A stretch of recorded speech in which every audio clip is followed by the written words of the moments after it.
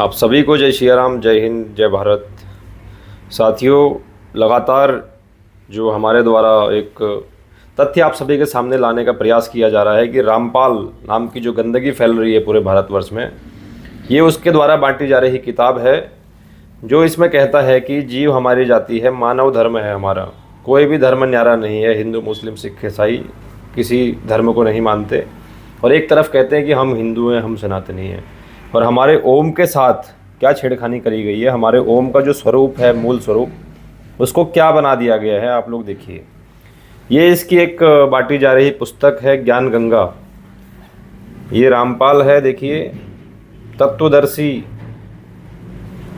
खुद को लिखता है।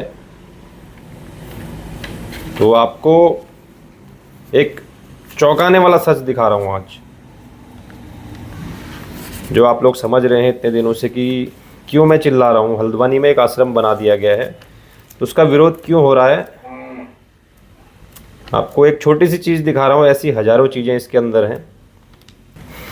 ये इसकी ज्ञान गंगा पुस्तक है जिसका पेज नंबर 29 और गीता अध्याय नंबर 7 का श्लोक नंबर 24 जो दिखाया गया है। देखिए, अव्यक्तम व्यक्तिम आपन्नम मन्यन्ते माम अबुद्धयः परम भावम अजानन्तः मम अव्ययम अनुत्तमम। सबसे पहले श्लोक आपको मैं, ये गोरखपुर गीता प्रेस गोरखपुर की भगवत गीता है और इसमें मैं अध्याय 7 में आपको लेके चल रहा हूँ। अध्याय 7 का जो श्लोक नंबर 24 है, वो अगर आप देखेंगे कि इस किताब में किस तरीके से लिखा हुआ है, ये देखिए श्लोक नंबर 24 है, इसको यहाँ किस तरीके से लिखा गया है। और यहाँ पर आप देखेंगे ये अव्यक्तम व्यक्तिम मापन्नम मन्यन्ते माम बुद्धयः, यहाँ पर आप देख सकते हैं किस तरीके से लिखा गया है। सबसे पहले ऊपर से ही इसमें गड़बड़ करी गई है। अब इसके बाद देखिए इसने क्या लिखा है उसको, बुद्धिहीन लोग मेरे अश्रेष्ठ अटल परम भाव को। अब यहाँ पे क्या लिखा है, बुद्धिहीन पुरुष, लोग नहीं लिखा है यहाँ पे, बुद्धिहीन पुरुष मेरे अनुत्तम अविनाशी परम भाव को न जानते हुए मन इंद्रियों से परे मुझ सच्चिदानंद घन परमात्मा को मनुष्य की भांति जन्म कर व्यक्ति भाव को प्राप्त हुआ मानते हैं। ठीक है, अब ये क्या लिखता है यहाँ पे, बुद्धिहीन लोग मेरे अश्रेष्ठ अटल परम भाव को न जानते हुए अदृश्यमान मुझे काल को नर रूप आकार में कृष्ण प्राप्त हुआ मानते हैं। ठीक है, ये कृष्ण बता रहा है वहाँ पे, जबकि हमारी भगवत गीता में ऐसा कुछ भी नहीं लिखा हुआ है। लोग यहीं पर बेवकूफ़ बन रहे हैं। दूसरा मैं आपको दिखाता हूँ इसने क्या लिखा है, न अहम प्रकाशः सर्वस्य योग माया समावृतः। यहाँ पर देखिए ये न अहम, इसको अलग अलग तोड़ मरोड़ कर दिखाता है, जबकि यहाँ पे किस तरीके से लिखा हुआ है। ये श्लोक आप देख सकते हैं, इसका अर्थ अब आपको सामने सच सामने आएगा।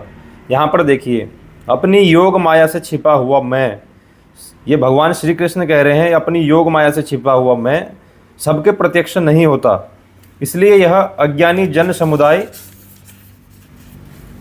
मुझ जन्म रहित अविनाशी परमेश्वर को नहीं जानता, अर्थात मुझको जन्मने मरने वाला समझता है। ठीक है, ये भगवत गीता में लिखा हुआ है। अब आप इसका अर्थ देखिए, इस श्लोक का क्या दिया है इसने अपनी किताब में, मैं योग माया से छिपा हुआ सबके प्रत्यक्ष नहीं होता, अर्थात अदृश्य अर्थात अव्यक्त रहता हूँ, इसलिए जन्म न लेने वाला अविनाशी अटल भाव को यह अज्ञानी जन समुदाय संसार मुझे नहीं जानता, अर्थात मुझको कृष्ण समझता है। इसको दिक्कत है कृष्ण से, इसको दिक्कत है ब्रह्मा विष्णु महेश से, इसको दिक्कत है हमारे देवी देवताओं से, हमारे भगवानों से। तो ये उसको गलत दिखाएगा हर जगह आपको, क्योंकि ब्रह्मा अपनी शब्द शक्ति से अपने नाना रूप बना लेता है। यह दुर्गा का पति है, इसलिए इस मंत्र में कह रहा है कि मैं श्री कृष्ण आदि की तरह दुर्गा से जन्म नहीं लेता। देखिए, जबकि हमारी भगवत गीता में ऐसा कुछ भी नहीं लिखा हुआ है, ये सब मनगढ़ंत चीज़ें हैं। अब आपको जो चीज़ दिखाऊंगा, जिसके लिए अगर आपका खून नहीं खोला आप सनातनी होने के बावजूद, तो आपका जीना बेकार है। और अगर इस आश्रम के विरोध में अगर हल्द्वानी में आप लोग खड़े नहीं हुए तो आपका जीवन बेकार है। मैं नहीं मानता कोई भी सनातनी यहाँ पर रहता है। अब देखिए इसको, ये सब आपको दिखा रहा हूँ, ये कहानी आप लोग पढ़ लीजिएगा। यहाँ तक की काफ़ी लंबी वीडियो हो जाएगी। और ये कहाँ से किस ग्रंथ से लिया है पता नहीं है, कोई इसका प्रमाण नहीं है।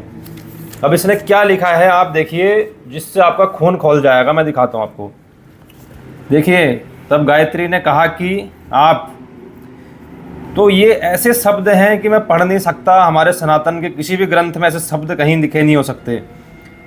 तो देखिए क्या लिखा है इसने, गायत्री। तब गायत्री ने कहा,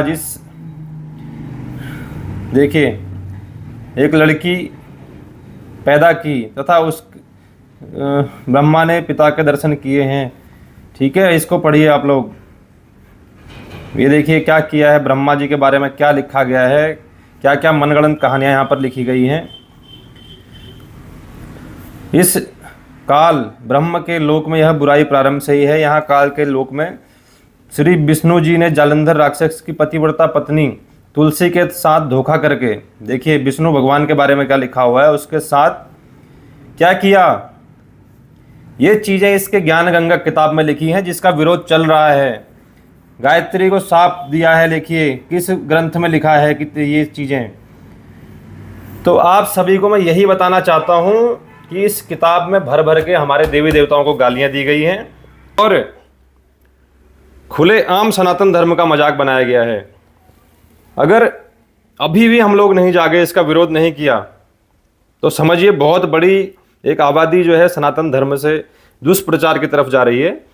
और कई बहन बेटियां यहाँ से गायब हो रही हैं, कई बहन बेटियों को यहाँ से लेके जाया जा रहा है।